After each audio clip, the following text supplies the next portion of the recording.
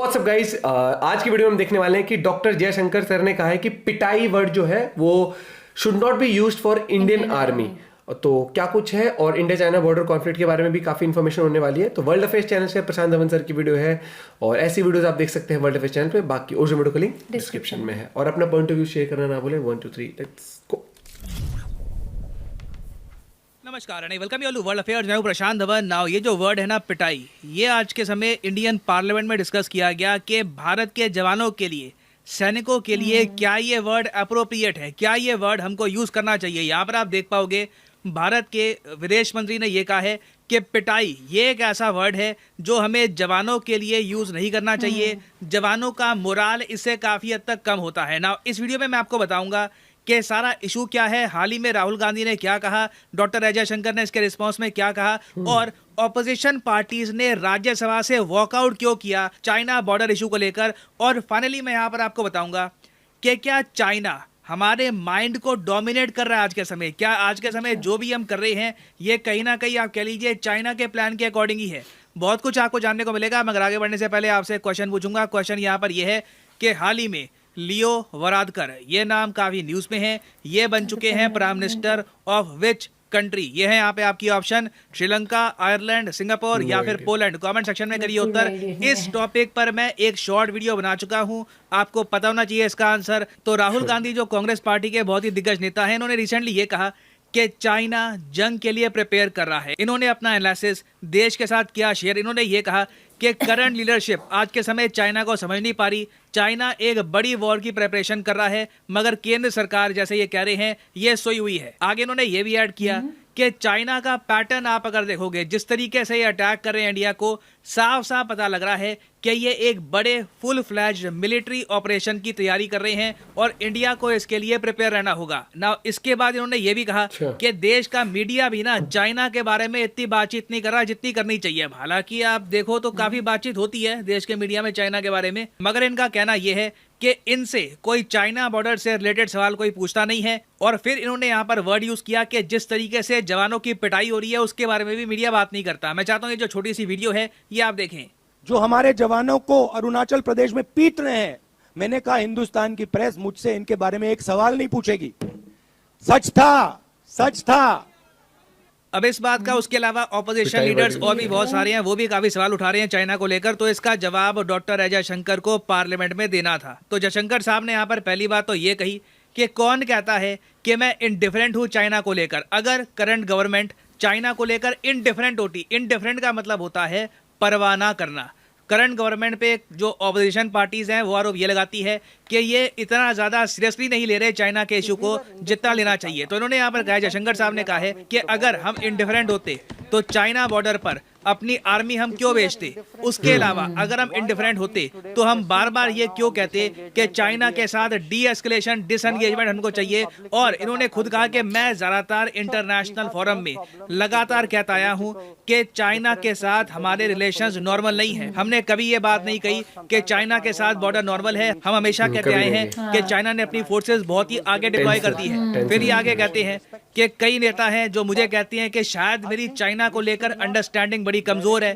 फिर मैं उन लोगों को देखता हूं जो मुझे ये सुझाव दे रहे हैं तो मैं फिर हाथ जोड़ लेता हूं। ये ऑफ कोर्स जयशंकर साहब इसलिए कह रहे हैं क्योंकि इनका एक्सपीरियंस बहुत है चाइना को लेकर। आप लोग जान के हैरान होंगे, मगर भारत के विदेश मंत्री रशियन, इंग्लिश बोली लेते हैं। उसके अलावा तमिल, हिंदी ये लैंग्वेजेस बोल सकते हैं। उसके अलावा ये कॉन्वर्जेशनल जापानीज, मैंड्रिन और कुछ हंगेरियन भी बोल लेते हैं। और मैंड्रिन मतलब कि चाइनीज लैंग्वेज आप कह लीजिए, ये इन्होंने सीखी है चाइना में कई सालों तक काम करके। आपको पता होना चाहिए भारत के इतिहास में लॉन्गेस्ट सर्विंग एम्बेसडर अगर कोई रहा है चाइना में तो वो है डॉक्टर अजय शंकर। एक्चुअली 2013 में जब इनका चाइना का टेन्योर खत्म हुआ था और उसके बाद इनको बनाया गया भारत का राजदूत यूएसए के लिए, तब बहुत बड़ी न्यूज बनी थी। यहाँ पर आप देख पाओगे Jaishankar moving to US after eventful tenure in China. USA में इन्होंने कुछ समय के लिए काम किया, फिर पीएम मोदी पावर में आ गए, फिर इनको बना दिया गया सेक्रेटरी, फिर जब ये रिटायर हुए तब ये बाद में मंत्री बन गए। तो 2013-12 के आसपास भी आप देखोगे तो doctor S Jaishankar as India's ambassador to China,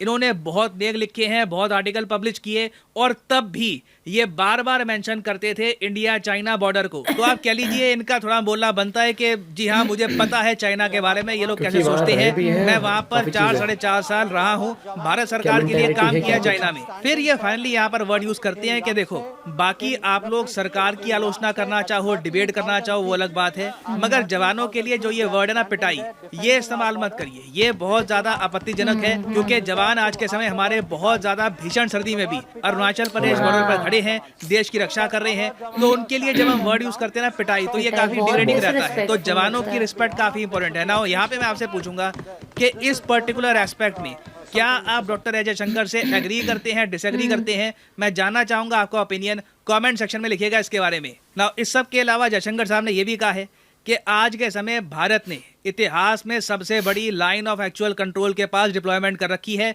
क्योंकि चाइना ने अपनी फोर्स डिप्लॉय कर दी तो हमने भी डिप्लॉय कर दी, और हम साथ ही साथ मॉडर्नाइज भी कर रहे हैं अपनी फोर्सेस को। मगर ऑपोजिशन पार्टी से कई और नेता हैं, इन्होंने राज्यसभा में ये सवाल उठाया कि देखिए हमको कम से कम ये तो बताओ कि जब G20 समिट हुआ रिसेंटली इंडोनेशिया में, ठीक है, वहां पर पीएम मोदी मिले शी जिनपिंग से, थोड़ी सी बातचीत हुई, कोई ऑफिशियल बायलैटरल मीटिंग नहीं हुई, बस एक बातचीत हुई थी। क्या पीएम मोदी ने उस बातचीत में इंडिया चाइना बॉर्डर का इशू रेस किया है? इन्होंने ये क्वेश्चन पूछा यहाँ पर। उसके अलावा चिदम्बरम साहब ने एक क्वेश्चन ये भी रेस किया कि इंडिया चाइना के बीच में आज के समय बहुत सारे बफर जोन बन रहे हैं। बफर जोन वो होते हैं जहाँ पर ना इंडियन सोल्जर्स ना चाइनीज सोल्जर्स पेट्रोलिंग कर सकते हैं। तो चिदम्बरम साहब जानना चाहते हैं कि आज के समय भारत चीन के बीच में कितने बफर जोन बन चुके हैं, और क्या इससे भारत को नुकसान तो नहीं होगा फ्यूचर में? तो ये सब क्वेश्चंस रेस किए गए, मगर इनको कोई आंसर मिला नहीं, और इन दी एंड जो ऑपोजिशन पार्टीज हैं इन्होंने एक वॉकआउट कर लिया राज्यसभा से, क्योंकि इनका मानना था कि एक प्रॉपर डिबेट हो नहीं रहा इंडिया चाइना बॉर्डर क्रैश को लेकर ना। ये मैं कहूँगा बहुत ज्यादा एक खराब पिक्चर प्रेजेंट करता है। मैं ये नहीं कहूँगा कि किसी की गलती है यहाँ पर, बट ओवरऑल हम लोग एज ए कंट्री, सारी पार्टी, सब लोग यूनाइटेड नहीं दिख रहे इस वक्त चाइना के अगेंस्ट। ये थोड़ा सा डिमोटिवेटिंग है, क्योंकि बहुत से मेंबर ऑफ पार्लियामेंट है वो ये कह रहे हैं कि ठीक है इंडियन आर्मी पावरफुल है, मगर करंट सिचुएशन चाइना बॉर्डर पे क्या है इसके बारे में हमको क्लैरिटी चाहिए। और यहाँ पे मैं आपको बता दूं, बात आती है कॉग्निटिव वॉरफेयर की। कॉग्निटिव वॉरफेयर ये जो वर्ड है ना आज के समय बहुत यूज किया जा रहा है कि क्या चाइना भारत के अगेंस्ट कॉग्निटिव वॉरफेयर यूज कर रहा है हमारी पॉलिटिकल पार्टीज को टारगेट करने के लिए। मैं आपको बता दूं, नेटो की जो वेबसाइट है, नॉर्थ अटलांटिक ट्रीटी ऑर्गेनाइजेशन, इसकी जो वेबसाइट है, वहां पर कॉग्निटिव वॉरफेयर के बारे में ये क्या कहते हैं? ये लोग कहते हैं कि कॉग्निटिव वॉरफेयर लड़ी जाती है इंसान के दिमाग के अंदर, जमीन पे नहीं। जमीन पे सब कुछ नॉर्मल सा ही होता है, मगर दिमाग में ना ऑलमोस्ट ऐसा पैनिक डाल देते हो कि आपके दुश्मन को लगता है कि सच में वॉर हो रही है और कॉन्फ्लिक्ट स्टार्ट हो चुकी है। कॉग्निटिव वॉरफेयर ऑफ कोर्स आप मान लीजिए एक ऐसा कंट्री करता है जो मिलिटरीली जरा सुपीरियर हो, जिसके पास जरा पावर हो। इस केस में ऑफ कोर्स हम बात कर रहे हैं चाइना की। चाइना का डिफेंस बजट ज्यादा बड़ा है, उनकी मिलिट्री आप कह लीजिए जरा मॉडर्नाइज हो चुकी है। तो कॉग्निटिव वॉरफेयर में ना आपको फेक न्यूज की जरूरत नहीं होती। कॉग्निटिव वॉरफेयर में आपको क्या करना है, बस देश के अंदर एक पैनिक क्रिएट कर देना है, दुश्मन देश के अंदर पैनिक क्रिएट कर देना है। ये बात फैलाकर कि करंट जो लीडरशिप है ना, ये अभी के लिए देश को लीड नहीं कर पाएगी। इसके लिए कुछ भी कर सकते हो आप। कोई ईमेल लीक करवा दिया, ईमेल में कोई मंत्री कह रहा है कि हम बहुत चिंतित हैं, हालत बहुत ज्यादा खराब है, मान लो किसी ने कोई ऐसा ईमेल कर दिया आगे किसी को, वो ईमेल आप लीक करवा दो और फिर वो ईमेल पकड़ा दो मीडिया के हाथ में। अचानक से ना लोगों को लगेगा कि कुछ सब कुछ पैनिक में है, सब कुछ केओस में है। आगे नेटो की वेबसाइट ये भी कहती है कि एडवांटेज कॉग्निटिव वॉरफेयर का ये है कि इससे ना आप अपने दुश्मन को इतना नर्वस कर देते हो कि वो मजबूरी में आकर वही करता है जो आप करवाना चाहते हो उससे। और कॉग्निटिव वॉरफेयर में एडवांटेज उसको होता है जो पहला स्टेप चलता है। रिसेंटली हमने देखा है इंडिया चाइना कॉन्फ्लिक्ट में पहला स्टेप हमेशा चाइना ने चला है। चाइना ने हमारे सोल्जर्स पे आक्रमण किया, टाइम उनका था, जगह उनकी थी। और चाइना को देखिए एडवांटेज ये है कि उनके अगेंस्ट कॉग्निटिव वॉरफेयर हो नहीं सकती, उनका मीडिया कंप्लीटली कंट्रोल्ड है, हमारा एक ओपन मीडिया है। तो बेसिकली आप कह लीजिए चाइना ये सब करके ना इंडिया में डिविजन्स भी क्रिएट कर सकता है। आप देखोगे यहाँ पर लिखा है कि कॉग्निटिव वॉरफेयर अपनी एक्सट्रीम फॉर्म में इसमें इतना पोटेंशियल है कि एक देश को अंदर से ये तोड़ सकती है, सोसाइटी को बांट सकती है, और उसके बाद ना देश की एक कलेक्टिव विल नहीं होती लड़ाई लड़ने की। और ये कहीं ना कहीं उस देश की आर्मी पे भी झलक जाता है ना। मैं यहाँ पर ये नहीं कहूंगा कि इसका मतलब ये है कि हमें कुछ क्वेश्चन ही रेस करने चाहिए, डिबेट नहीं होना चाहिए, but at the same time हमको ये भूलना नहीं चाहिए कि हम एक बहुत ज़्यादा ताकतवर कंट्री के सामने खड़े हैं और काफी strong यूनाइटेड है। दिखना बहुत ही इंपॉर्टेंट है। हमें एटलीस्ट कैमरा में लोगों के सामने ये पिक्चर प्रेजेंट करनी चाहिए कि सारी पॉलिटिकल पार्टीज इकट्ठा साथ खड़ी हैं। है एक और साथ, हम सब हाँ। देश के जवानों की रिस्पेक्ट करते हैं। तो आने वाले समय में देखो उसीलिए उन्होंने डेफिनेटली वर्ल्ड के लिए चैलेंजेस बोला। आएंगे और मेरे हिसाब से तो मैं सिंपली यही कहूँगा, भारत के लिए ना बहुत बहुत ज़्यादा इम्पोर्टेंट है कि हम वीडियो फुटेज दिखाएं चाइनीज सोल्जर्स की कि जब ये हमारी तरफ बढ़ रहे हैं या फिर आक्रमण कर रहे थे, हमारी सोल्जर्स ने जैसे भी रिप्लाई किया, वो रिप्लाई जो भी हो, वो वीडियोस बहुत ही इंपॉर्टेंट है। ये वीडियो जो अगर हम जो इंटरनेशनल भी मीडिया के सामने अगर कुछ रखेंगे ना, होता है। उसमें आप कह लीजिए देश भी यूनाइटेड होगा, इंटरनेशनली भी कई कंट्रीज हैं वो भी अवेयर होंगे चाइना के एग्रेशन को लेकर। तो कहीं ना कहीं कि वीडियो प्रूफ उन्होंने बहुत पहले इंपॉर्टेंट है। वहां पर वो चाइना start देखो तो की वो है अपने जो चीज़। कैमराज वगैरह रेडी रखते हैं, हम लोग पीछे रह गए हैं इस मामले में। We should improve on this. और हाँ, फाइनल हाँ, क्योंकि ये ना, चीज की जब अगर हम कोई भी प्रूफ हमने देते हैं, वो दिखाया था ना कि international चाइना support कुछ भी इस और तरह अच्छे से भी आता तो है। कर रहा था कि इंडिया वहां पे बॉर्डर पे शांति से मतलब शांति नहीं बनाए रखना चाहता, इस तरह से उसने पोर्ट्रे किया पोर्ट्रे किया था कि लोगों हाँ, के सामने। हाँ। और ये चीज बिल्कुल सही है डॉक्टर जयशंकर सर की कि एक जो वर्ड होता है पिटाई ना, एक वो थोड़ा उस सोल्जर्स के तरीके लिए से मतलब हाँ लगता है डिसरिस्पेक्टफुल लगता है। डिसरिस्पेक्टफुल लगता है। और ये चीज़ है, बाकी मुझे वो भी अच्छा नहीं लगा कि वो अपोजिशन पार्टी निकल गई, डिबेट अच्छी नहीं हो पा रही।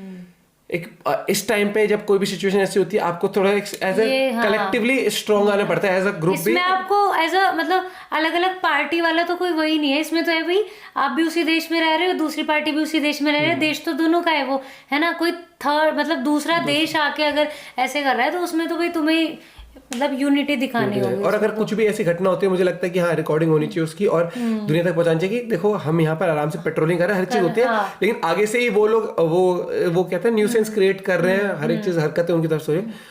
ये चीज आनी चाहिए सामने, मुझे लगता है। और बाकी नो डाउट ये चीज तो है कि उन्होंने बोला ना कि आज के टाइम पे सबसे ज्यादा डिप्लॉयमेंट सोल्जर्स की आज के टाइम पर है, इससे पहले कभी भी LAC पर नहीं रही है इतनी। तो गवर्नमेंट हर चीज कर रही है, मॉडर्नाइज भी कर रही है, हर चीज कर रही है, लेकिन फिर भी आज के टाइम पे भी अगर हम बात करें तो चाइना इंडिया से नो डाउट स्ट्रॉन्ग है, क्योंकि उनका हाँ, मिलिट्री बजट बहुत हाई military है, budget भी, प्लस हाँ। उनके पास ऑलरेडी मिलिट्री काफी एडवांस है वो। हर एक चीज की अगर हमने वीडियोस देखी है जिसमें कि मिलिट्री कंपेयर भी करेगी इंडिया और चाइना उनकी की, तो military उनके भी पास ज्यादा हर एक चीज काफी ज्यादा संख्या में बहुत चीजें हैं, लेकिन सिर्फ नंबर से लड़ाई नहीं लड़ी जाती, लेकिन फिर भी नंबर्स को आप इग्नोर नहीं कर सकते हो।